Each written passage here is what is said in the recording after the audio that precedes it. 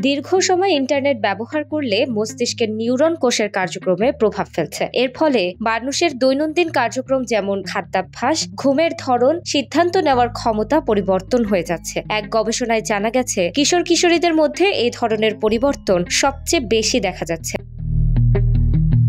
ঘন্টার পর ঘন্টা ইন্টারনেট ব্যবহার আমাদের চিন্তা করার পদ্ধতিকে মারাত্মকভাবে প্রভাবিত করে। শুধু তাই নয়, স্মার্টফোন, ল্যাপটপ বা কম্পিউটারের পর্দার আলো আমাদের চোখেরও ক্ষতি করে থাকে। নতুন গবেষণায় দেখা যাচ্ছে ইন্টারনেট আসক্তির কারণে আমাদের মস্তিষ্কে থাকা নিউরনের কাজের ধরন পরিবর্তন হয়ে যাচ্ছে। ফলে মস্তিষ্কের যে অংশ সিদ্ধান্ত গ্রহণে গুরুত্বপূর্ণ ভূমিকা রাখে সেগুলোর কাজের ধরন বদলে যাচ্ছে।